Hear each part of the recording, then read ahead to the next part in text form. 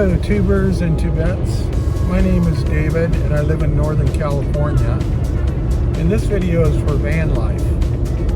I went to the fabrication shop today and talked to Vinny, and I noticed that my truck, my van, is up on the lift, and they had the little pieces of string hanging down to show the center of the axle, and he's going to install that front axle so we can get that thing out of the shop. And gonna have to hook up a drive shaft and then also put a shifter so I can shift it into four-wheel drive. But man, I can't even tell you how much I'm happy about it. I've been watching a couple of video YouTubers, and one couple that I ran into on YouTube, they're living in a bus, and I looked at it and I was like, oh my god, that's pretty cool. You know, they have about 200 square feet of living space, and I have about 66. So I'm not sure if they're counting the front cab part of it or where you can actually live in it, but I have 66, not including the front seats, you know, just where you live in the back. So it really gives you an idea of the difference in the size. And for a second there, you know, it made me think, oh man, maybe I should have got a school bus. But some of the things that were issues that I thought in watching it is, number one, the bus is humongous. I mean, it's just really, really big. And they drove it from Florida all the way up to Alaska. And so that can be a rough ride, you know, because it's got such stiff suspension on it. And they converted it. I know one of the things that they said is they never thought it would be in cold weather, so they never put insulation in there.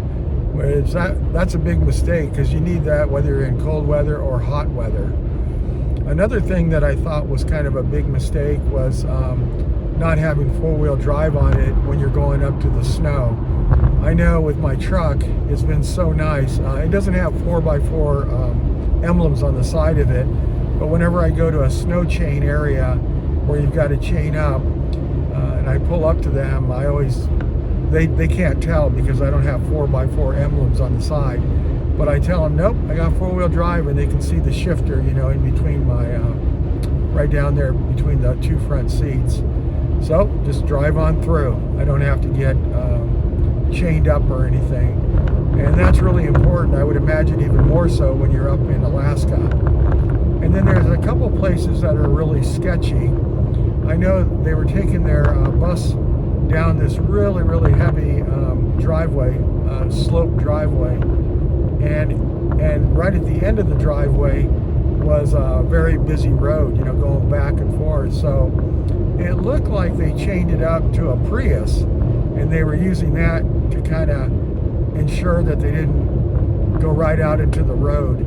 And I thought, oh my gosh, it's so sketchy to do that, because I can't imagine a Prius is going to hold it back. But I'm not sure if that's what they were doing. It looked like that's what they were doing. But I was thinking, man, if you just had four-wheel drive in that, you could just shift it into four-wheel drive, not just when you're stuck, but whenever things are a little slipperier. I remember there was a time where I was driving my Ford Expedition with all my kids and my family in it, and we were driving in kind of a snowy area, and we went over a couple of little hills where you couldn't see what was on the other side. And as we went over one of the hills, here's a big snowplow coming the other direction. I didn't see it, and I didn't hear it. And I just went down real quick and pushed the button, the electronic button, to engage four-wheel drive while I was driving. And I mean, that Expedition just gripped the road, you know, and I was able to pull around, so I wasn't in the way of the snowplow. It might have been a different thing if I didn't have four-wheel drive and I just hit the brakes, you know, because I could have slid right into the snowplow. So having four-wheel drive is really important. The last thing makes me second guess myself. I was thinking how great it would be to have all that living space, but there's no freaking way I could leave it in my at my house. I live in a pretty nice neighborhood, and I have left my van there, and nobody says anything about it because it's a van. But if I had a motorhome or even a van that looked like a motorhome, that would be an issue. So I think I'm going the right direction with my van. The best thing about it, it has an international diesel engine, which is exactly what that school bus had. But of course, mine is smaller. Was used in light-duty commercial vehicles before Ford put it in.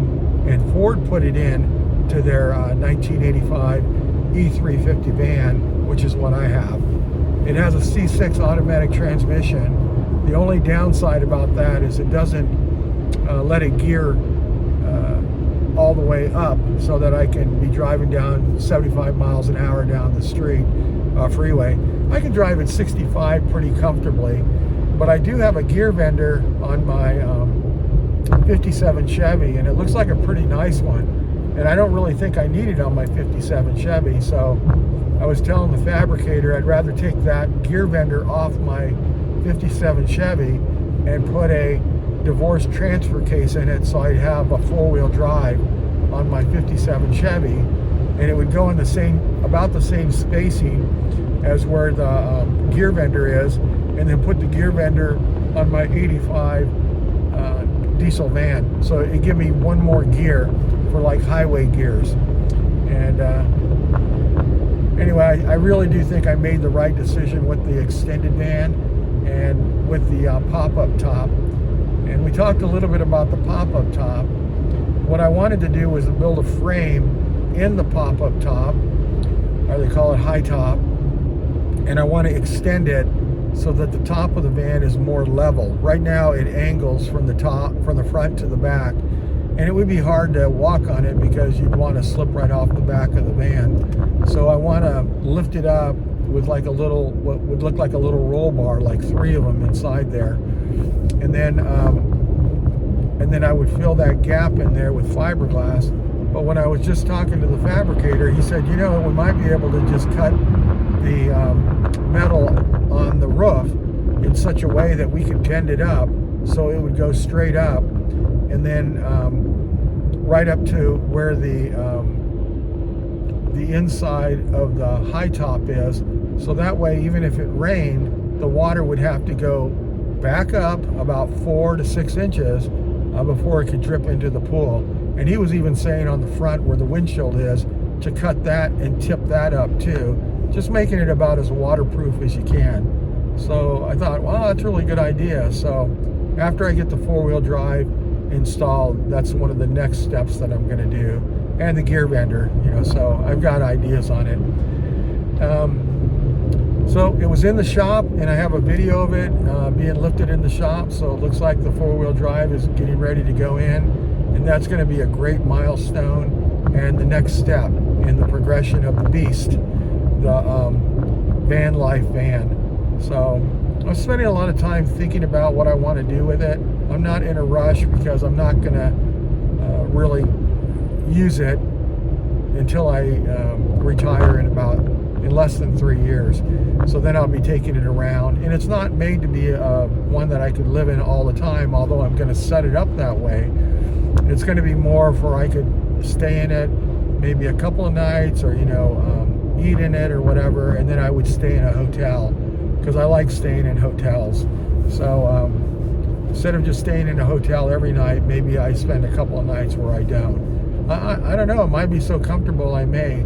But I think I'm also going to change the interior to be more of a studio, so that I have a place for my computer to go. I have a place so that I can do editing, video internet editing. And I just got my drone out, and I'm going to start practicing with my drone. So maybe I can do that where I'm traveling down the road, and you can the drone will be taking videos of the van as I'm driving. So I've got to come up with some kind of motif on the side of it. I'm not sure what I'm going to do, but I want it to be kind of modern and kind of cool looking. The wrap that I'm going to put on there. And I'd like to have my internet, my YouTube video name on it so people could see that. Anyway, that's where I'm at, and I'm going to run this video after the video of the van in the shop, and I'm going to go back over there so I can kind of document how they're putting the brackets and everything for the leaf springs, and how they're extending out the front. A lot of stuff like that. I want to do that, but my main thing is just get that thing with the four-wheel drive so it can engage and start driving it around. So thank you much for looking, and I appreciate it if you subscribe, and have a great day.